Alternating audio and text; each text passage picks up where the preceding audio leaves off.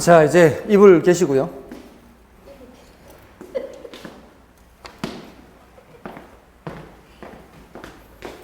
자, 조금 전 시간에 했는 걸 말씀을 또 드리겠습니다. 좀 전 시간에 뭐 했죠? 수요량 변화, 공급량 변화, 또 뭐가 있죠? 균형의 이동, 또 뭐가 있죠?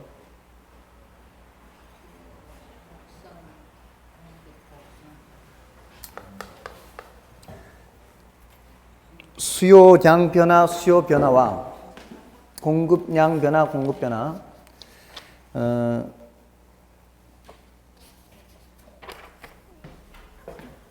일단 수요량 변화는 뭐고요?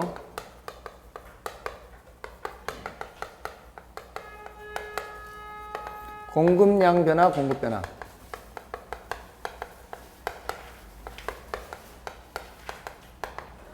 자, 요놈들은 모두 다가 이쪽 왼쪽은 그 재화에 뭐가 변하는 거예요? 그 재화의 가격 변화요. 그리고 같은 곡선상의 점의 변화로 나타납니다. 얘는 공급 곡선상의 점의 변화, 얘는 수요 곡선상의 점의 변화. 얘네들은 그 재화의 가격 외의 변화죠. 가격 외의 변화. 그리고 얘는 선의 변화다 이렇게 나타낼 수 있죠.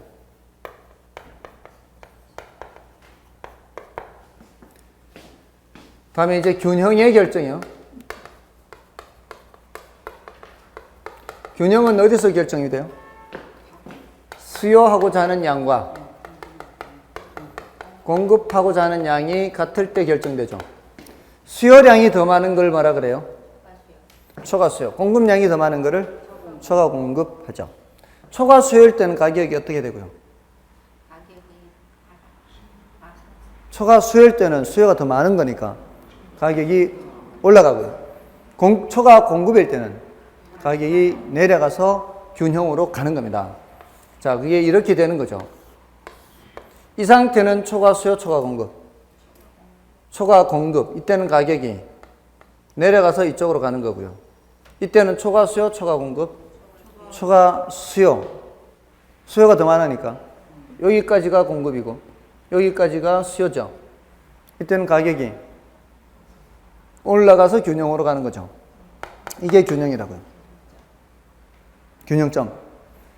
이때 거래량을 균형 거래량. 이때 가격을 균형 가격. 여기가 이제 가격. 항상 가격이 상하로 움직이고요. 수량은 좌우로 움직이는 거죠. 자, 이 상태에서 수요가 증가한다. 이 소리가 뭘까요? 시장에 찾는 사람들이 많아지는 거죠. 무슨 이유로? 이러면은 수요 곡선이 변하는 거예요. 수요량 증가가 아니고 수요 증가니까 수요 곡선이 오른쪽으로 이동하면은 거래량은 반드시 어떻게 되고요? 예, 증가해. 거래량은 증가하면서 가격은 상승하게 돼요. 이 증가라는 말 따라가는 거예요. 공급이 증가하면은요.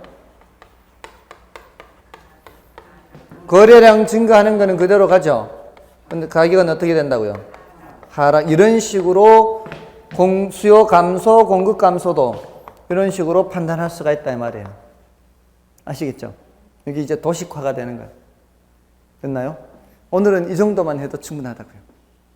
이건 아마 여러분들도 웬만큼은 알고 계시겠죠, 설마. 시장이라는 게 파장 분위기다 하면 그 뭔 뜻이에요? 파한다, 파장 분위기다 그러면. 예. 파리는 이제 사는 사람들도 가고 파는 사람들도 가면 거래량이 어떻게 되겠어요? 예, 거래량 줄죠. 뭔 뜻인지 알겠죠? 예, 아주 기본적인 거 사실 이거는. 그러면서 이제 사는 사람이 줄어들면은 가격은 하락하는 거고요. 파는 사람이 줄어들면은 가격은 상승하게 되고. 됐죠? 자, 여기까지가 26페이지 가로 2번 빼고는 다 이제 설명을 드린 거예요. 아주 중요한 걸 했고요. 다음은 이제 수요와 공급의 탄력성 개념이에요. 이게 좀 어려운 개념인데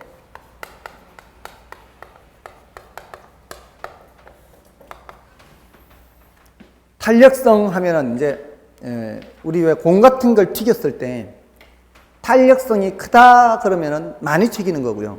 탄력성이 적다 그러면 적게 튀기는 거죠. 그래서 이게 물리적인 그 개념이에요. 사실 물리학적인 개념인데 이게 어떤 충격을 줬을 때요. 충격을 줬을 때 반응의 크기로 보는 거거든요.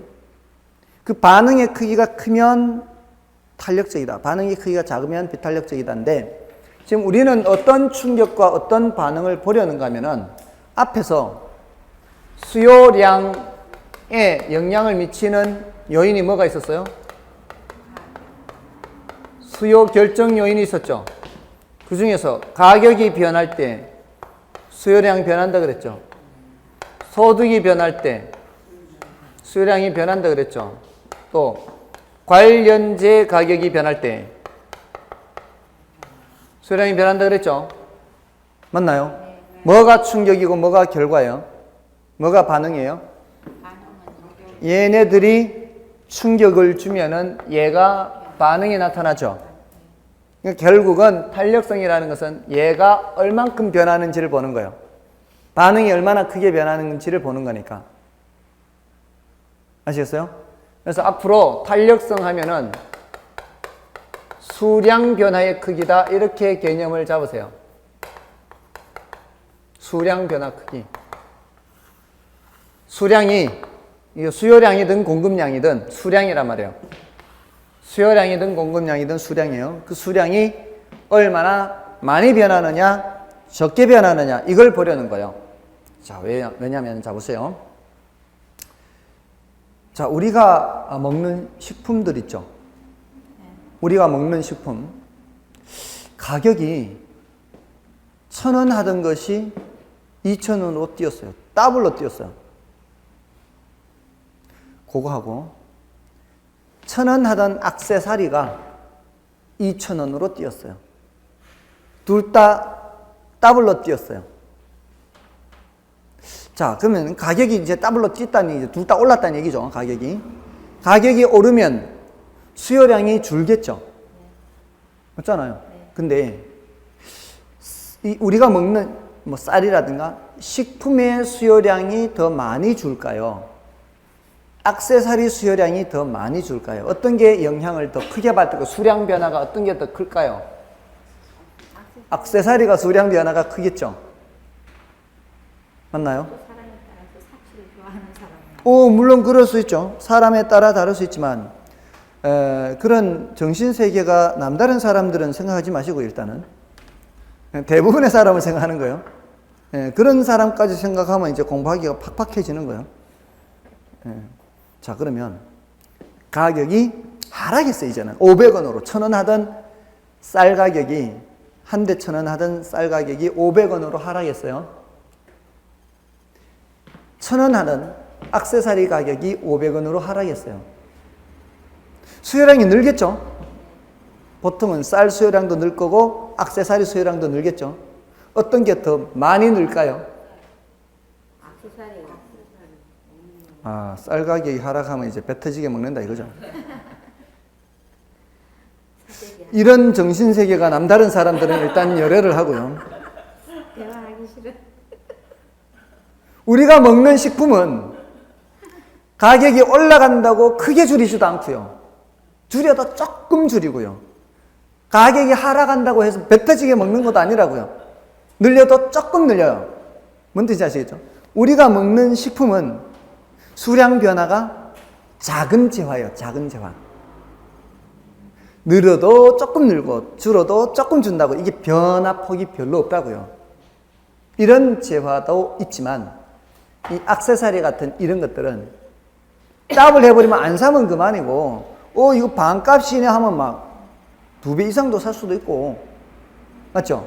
수량 변화가 큰 재화도 있고 수량 변화가 작은 재화도 있다는 겁니다.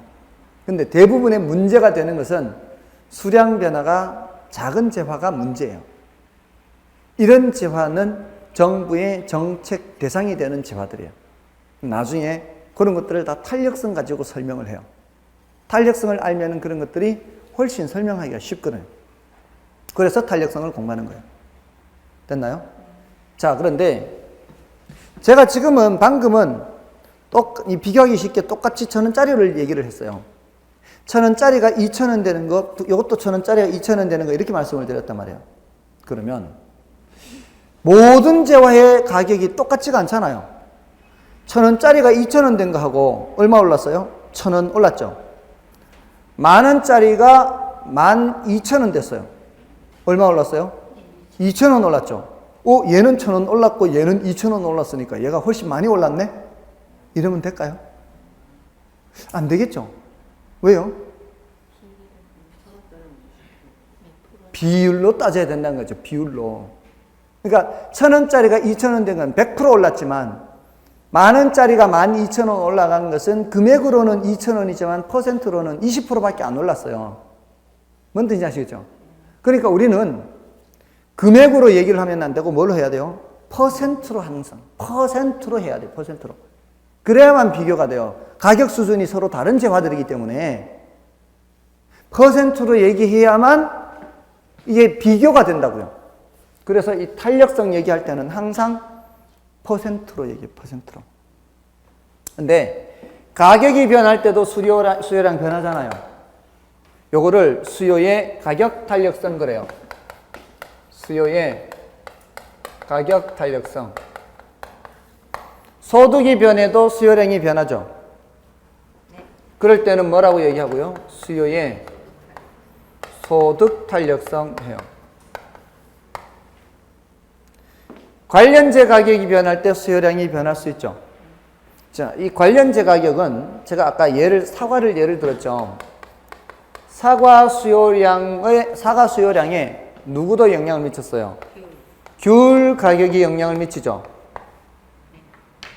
재화가 가격 변하는 재화와 수요량 변하는 재화가 서로 다르죠. 자, 보세요. 사과 가격이 변할 때 사과 수요량이 변하죠. 요거는 가격 탄력성이라 그래요. 가격 탄력성. 그냥 가격 탄력성이라 그래요. 귤 가격이 변할 때 귤 수요량이 변하겠죠.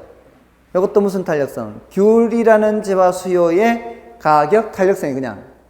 근데 귤 가격이 변할 때 사과 수요량이 변하는 거 보는 거잖아요. 또 경우에 따라서는 사과 가격 변할 때 귤 수요량 변하는 거 볼 수도 있죠. 어떻게 되고 있어요? X 말고 우리말로 교차하고 있죠.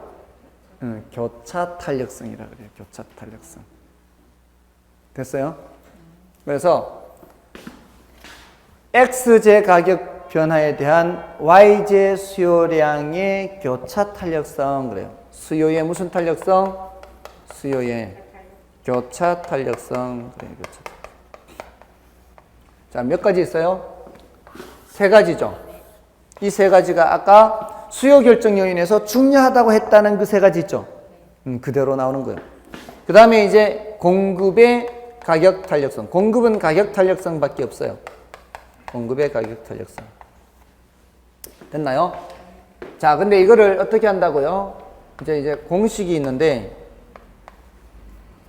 이제 여기서부터 이제 계산 문제를 약간 신경 써야 되는데, 일단 계산은 직접 안 해도 되는데요. 일단 따라만 오면 되는 정도예요. 지금 우리는 뭐가 변하는 것을 살펴보려고 하는 거예요? 수량 변화의 크기를 살펴보는 거예요. 근데 충격은 누가 주는 거예요? 얘가 주는 거죠. 얘가 충격을 줘서 얘가 반응을 보는 거죠. 지금 계속 보시면은 이 수요 여기 있죠. 가격 여기 있죠. 이 수요가 여기 있거든요. 소득 여기 있죠. 이 수요량 여기 있고요. 가격 관련자가 여기 있어요. 분모. 그러니까 분모, 분자, 분모 이렇게 된 거예요. 지금 잘 보면은. 그러니까 이게 분모에 여기가 뭐가 들어가는가 하면은 가격 변화율 분해 수요량 변화율 이렇게 돼요. 이게 변화율이에요. 율. 퍼센트. 다 뭐라고 이게? 퍼센트로 해야 돼요. 자, 그러면 여기 이제 눈치껏 한번 해보세요. 이게 뭔 변화율 분해? 소득 변화율 분해 수요량 변화율 이렇게 돼요. 여기는요? 가격이 변하는 재화와 수요량이 변하는 재화가 서로 다르죠? 맞잖아요. 그러니까 X제 가격 변화율분의 Y제 수요량 변화율 이렇게 표현을 해요. 지금 이걸 빼면은 보세요. 이거 빼면은 X제, Y제 빼면은 뭐하고 똑같아요? 이거하고 똑같죠? 근데 이제 가격 변화는 제화와 수요량 변화는 제화가 서로 다르기 때문에 뭐라고 하는 거예요? 교차 탄력성이라고 하는 거예요. 그 다음에 물론 이렇게 할 수도 있겠죠. Y제 가격 변화율분의 X제 수요량 변화율 이렇게 할 수도 있겠죠. 이거는 뭐겠어요? 가격 변화율분의 공급량 변화율 이렇게 되겠죠. 공급량 변화율. 이건 끝이에요. 됐나요?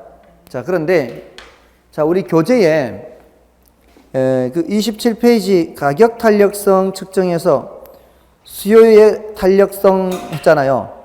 그 뭐가 생략되어 있는 거예요? 수요 탄력성 사이에 가격이 생략되어 있어요. 가격이 생략되어 있어요. 수요의 무슨 탄력성? 가격 탄력성 이렇게요. 그러니까 특별한 언급이 없으면은 수요의 탄력성 하면 뭐라고 생각하면 되는 거예요? 가격 탄력성을 말하는 거예요. 이 가장 중요한 게 요 놈이거든요. 가장 중요한 게 요 놈이에요. 자, 그런데 거기에 저는 지금 맨 끝에 공식은 안 써드렸죠? 저는 여기까지만 썼죠. 중간까지만. 그리고 여기에 사실 이게 있어야 돼요. 절대값이 있어야 돼요. 절대값. 절대값 다들 아세요? 아시죠? 절대값. 예, 절대값을 써서 표현을 합니다. 그 지금 절대값도 지금 빠진 상태예요. 예, 여러분들 절대값 3이 뭐죠? 절대값 마이너스 3이 몇이죠? 3이죠? 이거 몇이에요? 이것도 3이죠? 이거 아시면 되는 거예요. 이게 마이너스든 플러스든 이 절대값의 의미가 뭐예요? 절대값은요.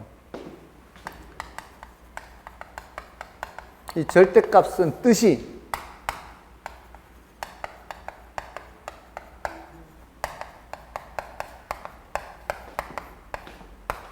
원점으로부터 거리를 뜻하는 거예요. 수직선이 있으면 여기가 0이죠.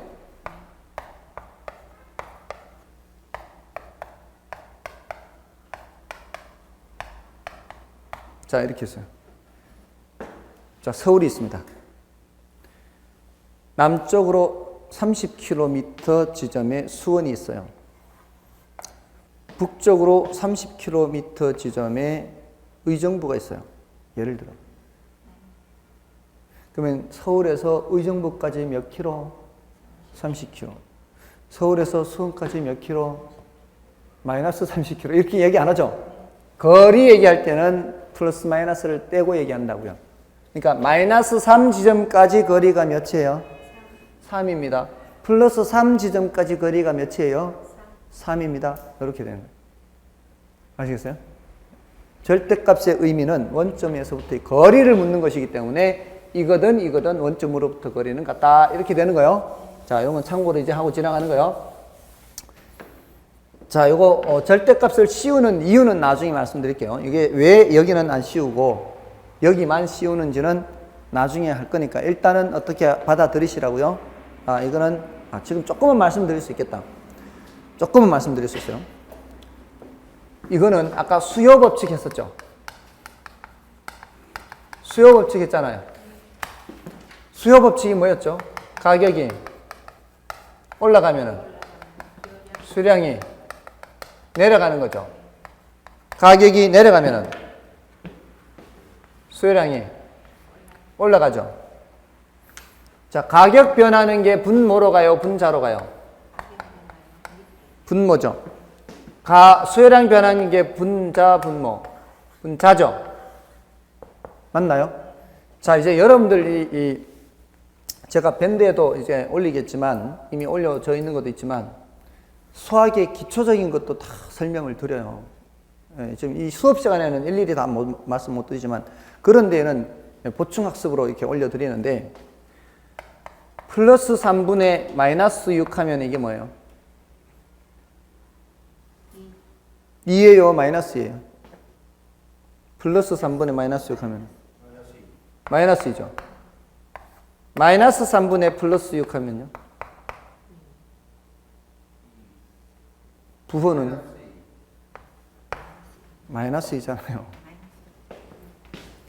플러스 3분의 플러스 6은요? 마이너스 3분의 마이너스 6은? 이렇게 되죠. 자, 분모, 분자, 부호가 어떻습니까? 서로 다르죠? 분모, 분자, 부호가 서로 다를 땐 여기가 뭐가 돼요? 분모, 분자, 부호가 서로 다르죠? 이게 서로 분모, 분자, 부호가 서로 다를 때는, 이 분모, 분자, 부호가 서로 다를 때는, 여기는 보세요. 가격이 변할 때와 수요량이 변할 때가 항상 반대예요. 가격이 플러스면은 수요량이 마이너스고요. 가격이 마이너스면 수요량이 플러스예요. 항상 반대로 되기 때문에 이 값은 항상 뭐가 돼요? 항상 마이너스가 돼요. 항상 마이너스가 되면 불편한 점이 있기 때문에 여기에다가 뭘 씌워서? 절대값을 씌워서 나타내는 거예요. 아시겠어요? 근데 여기서는 그렇게 하면 안 돼요. 그 이유는 이제 나중에 한다고요. 자, 이렇게 해서 일단 그 뜻 정도만 알아두세요. 탄력성은 기본적으로 무슨 개념이다? 탄력성은 수량 변화의 크기를 나타내는 개념이다. 됐죠? 근데 그 종류가 말이에요. 종류 있죠? 종류가 수요의 무슨 탄력성? 가격 탄력성, 수요의 소득 탄력성, 수요의 교차 탄력성, 공급의 가격 탄력성. 위에 세 가지는 수요의 탄력성이고 맨 밑에 거는 공급의 탄력성이에요. 자, 근데 그 중에서 가장 중요한 놈은 요 놈이에요. 요 놈 지금. 수요의 가격 탄력성이에요. 이 값이 1인 것을 기준해요. 1. 이 값이 1이란 얘기는 뭐예요? 가격 변하는 정도와 수요량 변하는 정도가 똑같다는 얘기죠. 1이란 얘기는 가격 변화율과 수요량 변화율이 어떻다는 얘기예요? 같다는 얘기죠. 그러면은 수요의 가격 탄력성이 이게 1인 것을 기준으로 잡자고요. 1. 1보다 크면은 뭘까요, 이게? 요 놈이 1보다 크면은 1보다 크다는 것은 수량이 크게 변한다는 얘기죠. 민감하게 변한다는 얘기요. 조금 충격을 줬는데 이게 많이 변한다. 이거는 탄력적이다. 이렇게 표현해요. 탄력적. 근데 이 값이 1보다 작다는 건 뭐예요? 요거보다 얘가 적게 변한다는 얘기죠. 그러면 비탄력적이다. 그런 거예요. 그럼 아까 우리가 먹는 식품은 요런 재화라는 얘기죠. 그렇게 크게 안 변한다는 얘기입니다. 됐죠? 예, 그럼 요거는 뭐라고 얘기하는가 하면은 단위 탄력적 그래요. 단위가 이제 1이란 뜻이죠. 자, 그럼 보세요. 1에서 1보다가 지금 작은 거죠. 더 작다가 계속 숫자가 작아지는 거요. 그러다가 이 숫자가 0이 되어버리면은 뭘 뜻할까요? 예, 전혀 움직임이 없다는 얘기예요. 이게 0이 됐다는 얘기는 수요량 변화율이 0이란 얘기예요. 0. 이 전체가 0이란 얘기는 얘가 0이란 얘기예요. 얘가. 수량이 전혀 변함이 없다는 얘기예요. 그는 전혀 변함이 없다. 이거 완전 비탄력이라 그래요. 완전 비탄력. 전혀 변함이 없다. 다음에 이 숫자가 1보다 크다가 약간의 충격만 줘도 엄청나게 변하는 경우는 이게 무한대가 돼요. 무한대. 이럴 때는 완전 탄력적 이렇게 표현해요. 완전 탄력적. 그래서 이 구분을 좀 알아두시라고요. 그래서 27쪽에 있는 내용이 바로 그런 구분이고요. 다음에 넘어가시면은 수요의 가격 탄력성 결정 요인이라든가 공급의 가격 탄력성 측정 이런 것들은 지금 그 반가로 3번은 일단 패스를 하시고요. 반가로 4번은 이걸 한 거예요. 반가로 4번. 그 다음에 반가로 5번은 방금 이거 하고 똑같아요. 반가로 5번은 이거 하고 똑같아요. 됐나요? 괄호 3번 보지 마시고요. 이 지금 복잡합니다. 괄호 3번 삭제. 그 다음에 29페이지 소득 탄력성과 교차 탄력성 있죠. 요것도 괄호 1번, 괄호 3번만 보시면 돼요. 일단 그 성격은 지금 설명드리기는 어려워요. 괄호 1번, 괄호 3번 이렇게만 보시면 돼요. 예, 더 이상 보지 마시고요. 예, 더 이상 들어가면 이제 복잡하고요. 예, 그래서 오늘 지금까지 했는 내용 중에서는 탄력성에서는 개념이 수량 변화의 크기를 나타내는 것이다. 근데 그 수량 변화는 여러 가지 원인에 의해서 변하는데, 그래서 가격 탄력성도 있고, 소득 탄력성도 있고, 교차 탄력성도 있다더라. 근데 공급은 공급의 가격 탄력성이 있다더라. 유일하게 가격 탄력성만 절대값을 씌운다더라. 그 이유는 항상 마이너스 값이 되기 때문에, 방향이 반비례라고 했지, 아까 수요 법칙. 반비례가 항상 마이너스가 되기 때문에 불편한 점이 있어서 절대값을 씌운다더라. 이 정도면 되겠고요. 자, 이제 넘어가시면은 경기 변동론 하는 거 있죠. 자, 요 경기 변동론하고 넘어가시면 시장 이론이라는 거 있어요. 요거는 이제 간단하게 소개만 하고 마칠게요, 오늘은. 소개만. 이런 것들을 다 할 수는 없어요. 그래서 이번 순환은 각 단원별로 요런 것들이 있습니다. 라는 정도로만 좀 소개를 시켜 드릴게요. 오늘 수요 공급은 그래도 조금은 더 세부적으로 들어가는 편입니다. 자, 일단 경기 변동론에 대해서 간단하게만 설명드릴게요. 경기 변동이라고 하는 거는 경기가 이제 오르락 내리락 하는 것을 말하는 거예요. 지금 우리가 경기가 안 좋다 그러죠. 경기가 침체되어 있어서 어떻게든 경기를 살리려고 많이 애를 쓰잖아요. 경기가 안 좋다는 게 뭐를 뜻하는 거예요? 그럼 거래량 줄고 또 시장이 침체되었다는 게 구체적으로 뭐를 뜻하냐?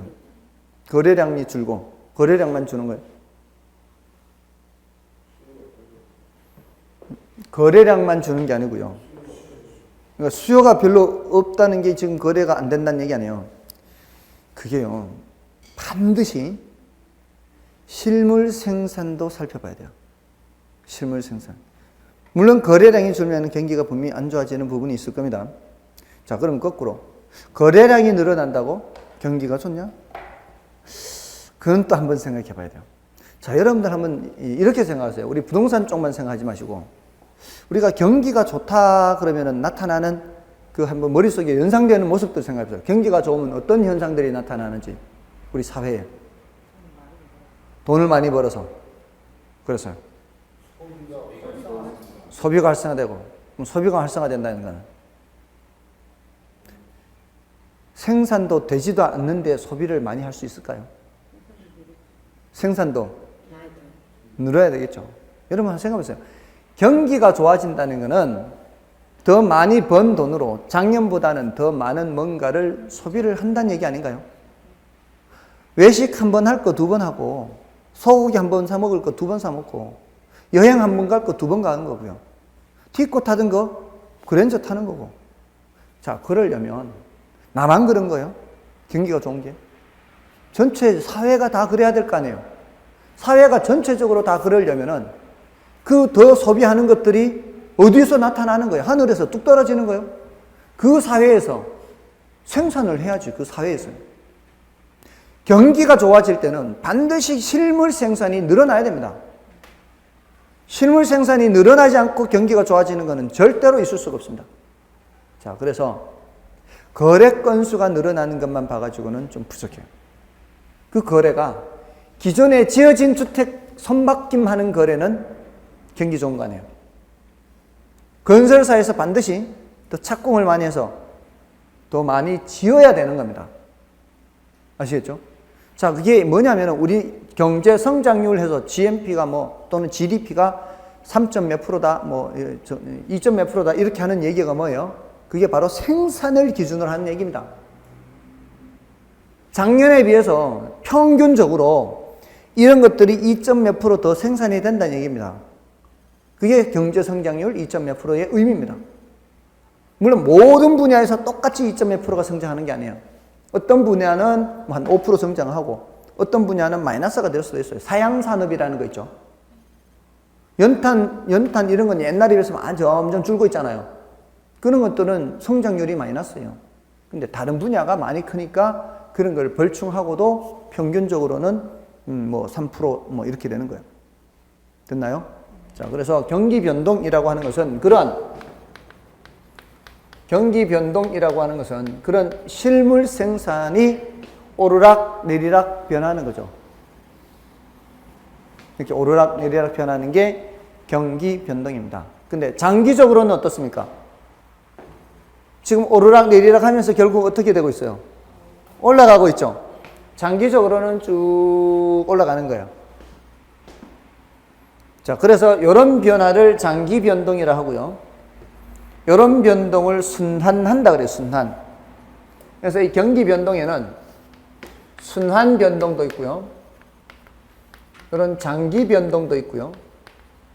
계절 변동도 있고요. 무작위 변동이 있어요. 무작위 변동은 왜? 올라가는 거 있죠. 이렇게. 뚝 떨어졌다가 다시 갔다 이렇게. 이런 식으로. 갑자기 뚝 떨어지거나 올라가거나 이렇게 갑작스럽게 이렇게 변하는 거 있죠. 이런 것들을 무작위 변동 그래요. 주로 이런 것들은 재해 같은 게 발생하거나 또는 뭐 연평도 포격 사건 이런 사태가 발생하거나 이런 또 정부가 무슨 갑자기 8.3.1 대책을 세운다 해서 정부가 무슨 정책을 세워서 갑자기 급냉을 한다거나 이런 것들이 무슨 변동? 무작위 변동이에요. 이런 것들은 예측하기 어렵죠. 이런 것들은 주된 관심사가 아닙니다. 계절 변동이 뭐겠어요? 일정한 계절마다 나타나는 거예요. 방학 동안에 대학가의 공실이 늘어납니다. 무슨 변동? 계절 변동. 봄철, 가을철, 이사철의 거래량이 늘어납니다. 계절 변동. 됐나요? 장기 변동은 뭐예요? 장기적인 추세 변동이에요. 추세 변동. 장기적으로 이렇게 올라간다 이거예요. 근데 순환 변동은 이 추세 변동에서 상향으로 이탈, 하향으로 이탈. 이탈되는 이 모습을 무슨 변환? 무슨 변동? 순환 변동. 그래서 우리는 주된 관심사가 바로 이 순환 변동입니다. 앞으로 이 순환 변동을 위주로 부동산 경기가 일반 경기에 비해서 어떤 특징을 갖고 있느냐 또는 그 저 순환 국면별 그 특징들이 어떤 것들이 있느냐. 순환 국면에서 위로 올라가다가 후퇴했다가 또 침체 하향했다가 또 회복했다가 또 상향했다가 이렇게 계속 사이클이 돌아가죠. 이 사이클이 돌아가는 요 각 국면별로 어떤 특징들이 있느냐. 이런 것들을 살펴보게 되는 겁니다. 됐나요?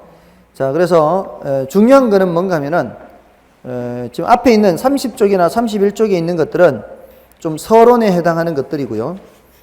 중요한 거는 그 31쪽의 맨 밑에 그 괄호 4번에 부동산 경기 순환 국면에서 상향 시장, 그다음에 하향 시장, 후퇴 시장, 회복 시장 요 부분 있죠. 요 부분하고 괄호 5번에 일반 경기와 부동산 경기 변동의 관계하는 거 있죠. 그 두 주제가 좀 더 중요합니다. 괄호 4번과 괄호 5번이 더 중요합니다. 그 용어들도 기억은 하고 있어야 돼요. 순환 국면별 용어들은 기억하고 있어야 됩니다. 예를 들어서 이 부분 있죠. 여기를 정점이라 하고 여기를 저점이라 하고 다시 요거 정점이죠. 정점과 정점 사이에 이 하나의 구간을 주기라 그래요. 주기. 물론 저점과 저점의 한 구간을 주기라고 할 수도 있습니다. 그리고 이 저점과 정점 간의 이 높이 있죠. 높이. 이 저점과 정점의 이 높이 차이를 뭐라 하고요? 진폭이라고 진폭. 그래서 주기, 진폭, 저점, 정점 이런 것들은 기억해야 되고요. 또 상향, 후퇴, 하향, 회복 이런 것들을 좀 기억할 필요가 있습니다. 하향 자리에 불황을 넣어도 되고요. 불황 자리에 하향을 넣어도 됩니다. 호황 자리에 상향을 넣어도 되고요. 상향 자리에 호황을 넣어도 됩니다. 관계가 없습니다. 자, 그런 정도로 하고요. 나머지는 이제 나중에 말씀을 드릴 거니까 이런 정도로만 말씀을 드리겠습니다. 그리고 32쪽에 가시면 거미집 이론도 마찬가지. 그거는 이제 나중에 말씀을 드릴 거니까요. 뭐 중요도가 그렇게 높은 건 아니니까 여러분들은 그냥 참고로만 보십시오. 지금은 나중에 설명을 드리겠습니다. 됐나요? 다음에 34쪽에 가면은 뭐 시장 이론의 기초 뭐 이런 내용들이 있는데요. 요거는 뭐 그렇게 중요도가 높은 것은 아니고 다음 주에 간단하게만 좀 설명을 드리고 다음 주에는 바로 어디로 가는가 하면은 49, 50쪽 정책론으로 바로 넘어갑니다. 그 지금 34쪽부터 있는 내용은 잡다한 부동산 활동들이에요. 잡다한 부동산 활동들이기 때문에 이런 것들을 뭐 지금 단계에서는 다 자세히 설명드릴 수가 없고요. 저 뒤에 가면은 이제 부동산 활동론하고 할 때 한꺼번에 정리해서 말씀을 드릴 겁니다. 그래서 다음 주는 주로 공부할 내용은 50페이지부터 시작되는 부동산 정책에 대한 내용들입니다. 아셨죠? 됐습니까? 오늘은 여기까지 하고요. 다음 주에는 그렇게 하도록 하겠습니다. 됐습니까? 오늘 뭘 했는지 좀 복습하셔야 됩니다. 5분 동안. 오늘 뭘 했는지 쉽지 않죠. 예, 알면서도 쉽지 않습니다. 아무튼 돌아가면서라도 오늘 공부했는 거를 복습을 하셔야 됩니다. 그리고 인강 수업 들으시는 분들은 반드시 명심해야 되는데 인강 수업 들으시는 분들은 배속을 하더라도 절대로 1.2배속 이상 함부로 하지 마십시오. 여러분들도 복습해 집에 가서 복습하실 때 동영상 보실 때 아무리 빨리 속도를 해도 1.2배보다 더 높게 하면 안 돼요. 왜냐하면은 제가 수업 시간에도 복습할 수 있다 그랬죠. 1.2배속을 해보면 굉장히 빠른 속도로 막 따라가기가 급하기 때문에 생각할 여유가 없습니다. 그렇게 하면 아무 효과 없습니다. 수업을 들으면서도 저 소리가 뭔 소린가 어느 정도는 생각을 하려면은 그 원래 속도라든가 제 같으면은 제 말씀 속도는 한 1.2배 해도 괜찮겠지만 더 빠른 속도로 하면은 그 더 이상 뭔 소리인지 스스로 곱씹어 볼 시간적인 여유가 없습니다. 그리고 인강 들을 때 사람들이 어떻게 하는가 하면 시간이 한 3시간밖에 없어요. 근데 4시간을 수업 들어야 돼요. 4시간, 제가 하는 4시간은 3시간 반이거든요. 3시간 반이에요. 자, 요거 가면 머릿속으로 생각하는 거죠. 1.2배속 했는 데다가 1.2배속 하는 데다가 쉬지 않고 끝나자마자 바로 듣고 끝나자마자 바로 듣고 하면은 3시간 반 수업을 3시간 만에 들을 수 있어요. 이러면은 차라리 2시간만 하는 게 낫습니다. 2시간만 하고 10분 쉬는 동안에 이 오프라인에서 10분 쉬는 것처럼 그 집에서 인강을 듣더라도 10분 쉬는 동안에 앞 시간에 뭐 했지 생각하는 거요. 앞 시간에 뭐 했지 복습하는 겁니다. 5분. 그러고 나서 좀 쉬었다가 머리 좀 식히고 자 이번에 뭐 하지? 대충 뭘 하지? 어디에 대해서 공부하지? 생각하고 수업을 듣는 거고요. 천지 차이입니다. 학습 효과가 훨씬 뛰어납니다. 그게 좀 돌아가고 늦은 것 같지만 나중 돼서는 그게 결국 위력을 발휘합니다. 아주 급하게 막 이렇게 하면은 남는 거 없습니다. 저도 다 해봤기 때문에 압니다. 아시겠습니까? 지금 우선 급하다고 그렇게 하지 마시고 차라리 진도를 덜 나가더라도 확실하게 하는 게 더 낫습니다. 됐죠? 다음 주에는 그렇게 하도록 하니까요. SUS입니다. 다음 주에 뵙겠습니다. 감사합니다.